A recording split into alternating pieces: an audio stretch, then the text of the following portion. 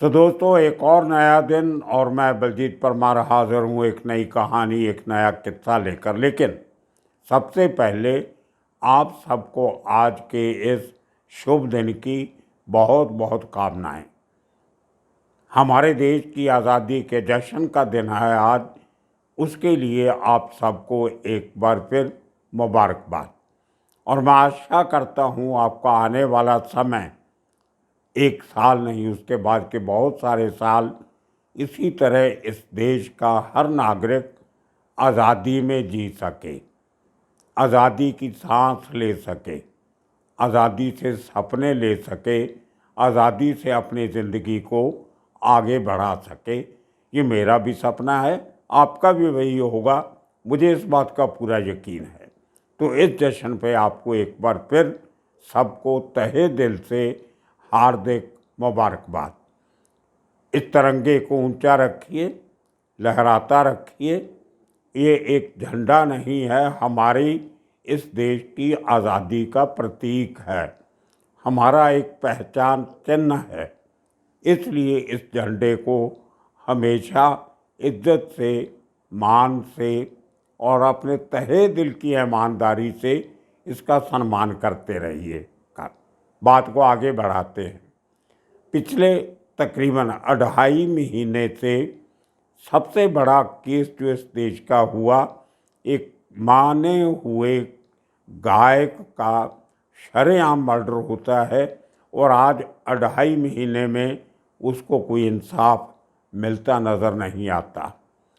किसी भी investigation agency से, भले वो दिल्ली पुलिस हो, हरियाणा पुलिस हो, पंजाब पुलिस हो, एंटी गैंगस्टर टास्क फोर्स हो, एसटीएफ हो, सीआईए स्टाफ हो, मानसा का एसपी हो या एनआईए हो, एनआईए बीच में आई है, कहीं से भी अभी तक इस बात का खुलासा नहीं हो सका कि वो कौन लोग थे जिन्होंने सिद्धू मूसेवाला के कत्ल की साजिश रची। लेकिन कल एतवार का दिन था और आपको मालूम है कि हर एतवार को, संडे को, मूसेवाला के गांव में हज़ारों लोगों का हजूम आता है उसको श्रद्धांजलि देने के लिए। ये एक दस्तूर सा बन गया है पिछले इतने महीनों से। लोग तो रोज़ आते हैं, लेकिन संडे के दिन बहुत बड़ी गिनती में लोग पूरी दुनिया भर से, पहले तो हिंदुस्तान से आते थे, अभी पूरी दुनिया भर से लोगों का आना शुरू हो गया है। अमेरिका से, कनाडा से, ऑस्ट्रेलिया से, न्यूजीलैंड से, जर्मनी से, फ्रांस से, यूके से लोग आते हैं। और वो जो एक पुतला बनाया गया है, वहाँ पे एक यादगार बनाई गई है सिद्धू मूसेवाला की, वहाँ पे अपने श्रद्धांजलि के फूल चढ़ाने लोग आते हैं। और सबके सब इस आशा में आते हैं कि एक ना एक दिन मूसेवाला को इंसाफ मिलेगा, और मिलेगा ज़रूर, मैं इस बात का कायल हूँ। लेकिन कब मिलेगा वो बहुत बड़ा क्वेश्चन मार्क है। लेकिन कल एतवार के दिन जहाँ पे हज़ारों लोग आए हुए थे, उनको संबोधन करते हुए मूसेवाला के पिता बलकौर सिद्धू ने कल बहुत बड़े खुलासे किए। बहुत से लोगों की नींद हराम हो रही है और वो खुलासे बाकी मीडिया के लिए हो सकते हैं, लेकिन हमने, हमारी चैनल ने, आपकी चैनल ने, ये पहले दिन 31 तारीख की जो फर्स्ट की 2 दिन के बाद की जो हमारी रिपोर्ट थी, उसमें हमने साफ साफ कहा था कि ये कोई गैंग वार का केस नहीं है, इसके पीछे बहुत बड़ी कॉन्स्पिरेसी है। और उसके बाद ये भी कहा गया कि इसके पीछे म्यूज़िक माफिया का हाथ है। हमने कोई 20 के ज़्यादा एपिसोड इस इशू पे बनाए हैं। इशू मूसेवाला का नहीं है, इशू एक पंजाबी सिंगर का नहीं है, इशू एक उस नौजवान का नहीं है जिसको दिन दहाड़े मार दिया गया। इशू इंसाफ का है, इशू जस्टिस का है, और जस्टिस जितनी जल्दी और ईमानदारी से मिले उतना अच्छा है। जितना डिले करोगे उतने लोगों के मनों में शंकाएं पैदा होगी, लोग इसको किसी और तरीके से देखना शुरू करेंगे। और अगर एजेंसीज को ये लगता है, जो इन्वेस्टिगेटिव एजेंसीज हैं, वो दिल्ली पुलिस हो, हरियाणा पुलिस हो, पंजाब की पुलिस हो, STF हो, एंटी गैंगस्टर टास्क फोर्स हो, या और ऐसी एजेंसी, NIA भी काम कर रही है इस पर। जब इतनी एजेंसीज काम करती हैं तो लोगों की आशाएं बहुत बढ़ जाती हैं, और लोगों को लगता है कि इतने बड़े लेवल पे इसकी इन्वेस्टिगेशन हो रही है तो जल्दी ही इसका कोई अंजाम सामने आएगा। लेकिन अभी तक 2.5 महीने होने के बाद भी ऐसी कोई बात सामने नहीं आ रही। शायद यही कारण था कि मूसेवाला के पिता को कल अपने गांव में हज़ारों लोगों के सामने ये कहना पड़ा, ये खुलासा करना पड़ा कि उनके बेटे के कत्ल के पीछे कोई गैंगवार का मसला नहीं था। उन्होंने 3-4 बातें बहुत बड़ी कही हैं, और मैं उनसे सहमत इसलिए हूँ कि यही बातें आज से 2-2.5 महीने पहले हमने भी इसी चैनल पे कही थी कि ये गैंगवार का केस नहीं है।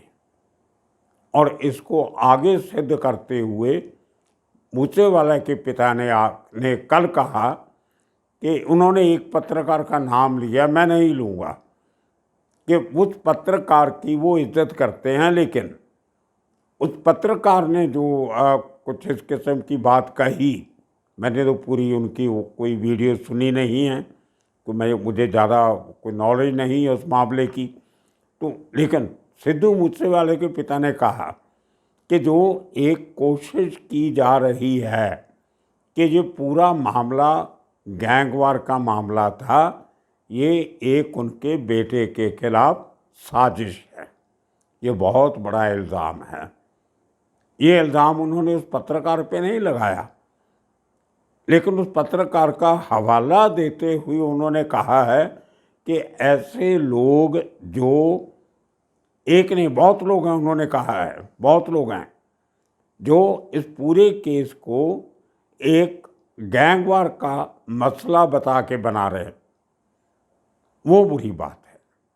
और उनका ये भी कहना है कि मैं आने वाले दिनों में ये खुलासा करूँगा कि वो कौन लोग थे जिन लोगों ने मेरे बेटे के खिलाफ इतनी बड़ी कॉन्स्पिरेसी रची, साजिश रची, और कैसे मेरे बेटे के मर्डर को उलझाने के लिए, साइड ट्रैक करने के लिए, पटड़ी से उतारने के लिए इस किस्म का गलत प्रचार किया गया कि मेरा बेटा किसी गैंग से इन्वॉल्व था।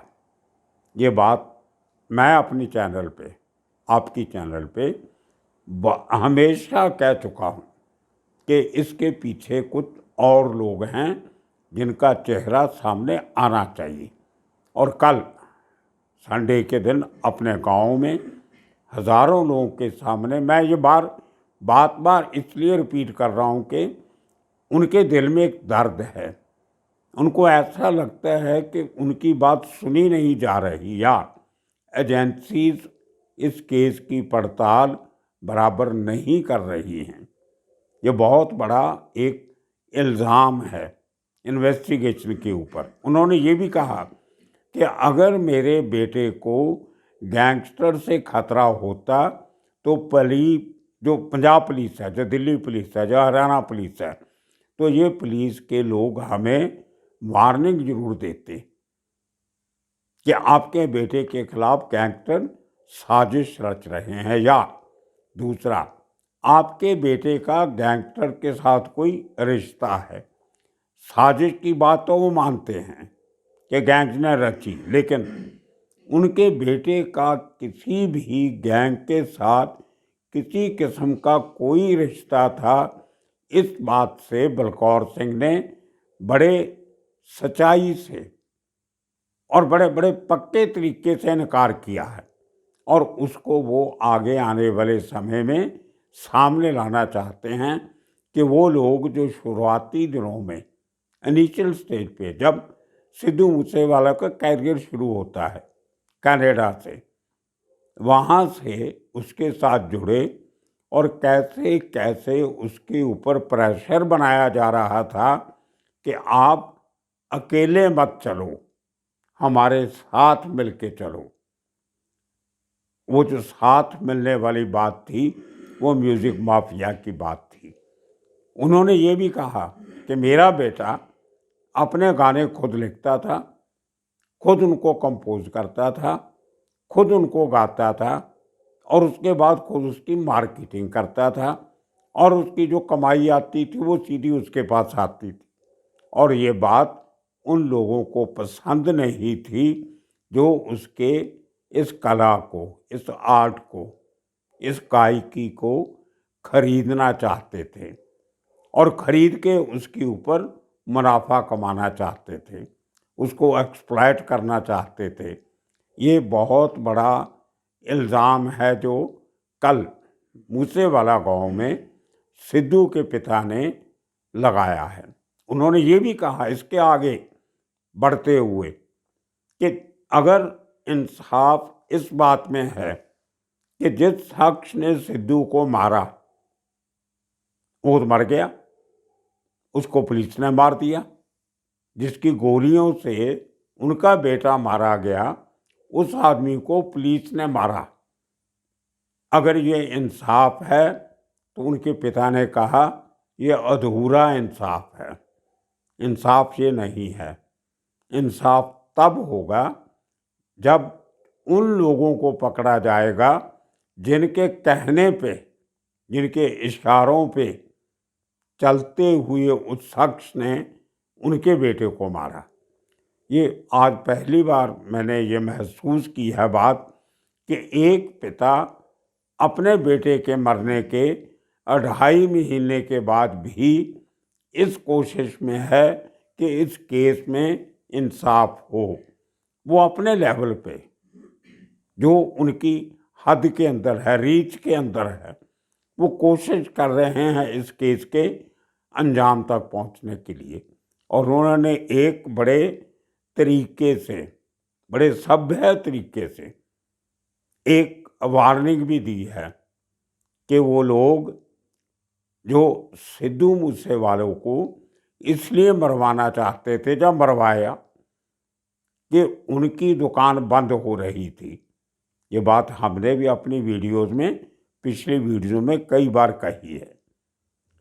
तो उनके पिता का कहना है कि अगर उनकी दुकान बंद हो गई थी, अब तो मूसेवालों को मरे हुए भी 2.5 महीने हो गए, तो अपनी दुकान वापस चालू कर लो। ये बहुत गंभीर इल्ज़ाम है। बहुत बड़े तरीके से, बड़े सूक्ष्म तरीके से, एक सभ्य तरीके से उन्होंने हर बात को सामने लाने की कोशिश की है और मुझे लगता है कि आने वाले दिनों में वो इस बात का खुलासा भी करेंगे। उनका कहना है कि 6 साल से लेके 90 साल की उम्र तक के लोगों ने सिद्धू मूसेवाला के गीतों को सुना है, उनको एंजॉय किया है, उनके साथ अपने आप को जोड़ा है। इतनी बड़ी जो उनको एक एक्सेप्टेंस मिली सोसाइटी में, जिस तरह पूरे के पूरे एक समाज ने, उन्होंने सिख समाज का नाम भी लिया, उन्होंने पंजाबियत का नाम भी लिया, उन्होंने देश विदेश में बसते लोगों का नाम भी लिया कि इन लोगों ने जिस तरह उनके बेटे को अपने सर माथे पे, आंखों में बिठाया, वो सब के सब लोग ये चाहते हैं कि इस केस का, इस कॉन्स्पिरेसी का खुलासा होना बहुत ज़रूरी है। 2 लोगों के मरने से, एनकाउंटर करने से सिद्धू को इंसाफ नहीं मिलेगा। किसने क्या किया, किसने गाड़ी चलाई, किसने हथियार दिए, किसने नहीं दिए, किसने रैकी की, इसका कोई मतलब नहीं है जब तक वो लोग जो इस पूरी साजिश को अंजाम देने वाले थे, उनका असली चेहरा सामने नहीं आता। उनका कहना था कि वो आराम से नहीं बैठेंगे, वो चैन की नींद नहीं सोएंगे और जल्दी ही वो उन लोगों के नाम बताएंगे। ये बहुत बड़ा चैलेंज है कि जिन लोगों का उनके बेटों को मरवाने में हाथ था। ये बहुत बड़ी बात है और हम पहले दिन से ये बात कहते आ रहे हैं कि इस केस के पीछे म्यूज़िक माफिया का रोल हो सकता है। हो सकता है नहीं, हमने ये भी कहा कि है, लेकिन ये बात बहुत से लोगों को हजम नहीं हो रही थी। लोग इस बात को सिर्फ गैंगस्टर या गैंगवार से जोड़ के देख रहे थे, लेकिन आज तक किसी भी इन्वेस्टिगेटिव एजेंसी ने एक छोटा सा हिंट भी नहीं दिया कि सिद्धू मूसेवाला का किसी गैंग से कोई ताल्लुक था। और उसके पिता ने एक बात और बहुत इम्पोर्टेंट कही है कि शगनप्रीत, जिसको उनके बेटे का मैनेजर बना के पेश किया जा रहा है या उसके नाम का इस्तेमाल किया जा रहा है, वो सिर्फ इसलिए किया जा रहा है कि कहीं ना कहीं ये लगे कि उनका बेटा शगनप्रीत के साथ मिला हुआ था और शगनप्रीत उनके बेटे के नाम से, उसके कहने से अंडरवर्ल्ड के साथ जुड़ा हुआ था।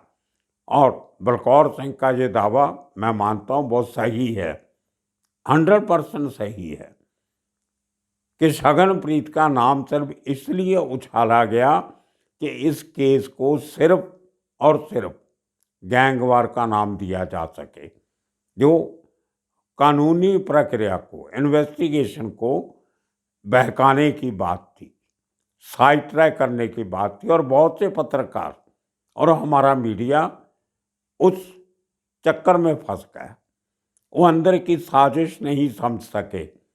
शगनप्रीत के नाम को लेके जो एविडेंस बताई जा रही है, वो मैंने बहुत से वकीलों से बात की है, वो कल को कोर्ट में खड़ी होने वाली नहीं है, उसको कोर्ट मानने वाला नहीं है। आप देख लेना, आपके सामने आएगा सब कुछ। लेकिन सबसे बड़ा खुलासा सिद्धू मूसेवाला के पिता का कि आने वाले दिनों में उन लोगों के नाम वो बताएंगे जिन लोगों का हाथ उनके बेटे को मरवाने में था। गैंगवार को उन्होंने नकार दिया है और अब उनकी पूरी की पूरी जो उनका होप है, आशाएं हैं, जो उनका एक लास्ट एक रिजॉल्ट है, वो कानून है, उसकी तरफ वो लगे हुए हैं और हम सब उनके साथ हैं। सिद्धू मूसेवाला को इंसाफ मिलना चाहिए, मिलेगा, और हम अपनी तरफ से जितनी कोशिश कर सकेंगे ज़रूर करेंगे। आपके रोज़ मुझे सैकड़ों मैसेज आते हैं जस्टिस फॉर मूसेवाला, आपसे हिंदुस्तान से नहीं दुनिया भर से आते हैं। तो कहीं ना कहीं लोगों के दिल में एक दर्द और एक गुस्सा भी है कि अभी तक वो इंसाफ क्यों नहीं मिला। लेकिन जैसे कहते हैं कि इंसाफ के घर में देरी तो हो सकती है लेकिन अंधेर नहीं होता। आज नहीं तो कल ये पूरी कहानी सामने आएगी। और अब जब मैंने उनके पिता की बात कल की सुनी, मुझे भी यकीन हुआ कि जिस लगन से, जिस डेडिकेशन से, जिस रिजॉल्व से, जिस कॉन्फिडेंस से उन्होंने लड़ाई जारी रखने की कसम खाई है, ये केस का सही अंजाम जरूर निकलेगा। आने वाले दिनों में और किस्से कहानियाँ लेके फिर हाजिर होंगे। तब तक के लिए आप सबका शुक्रिया, धन्यवाद।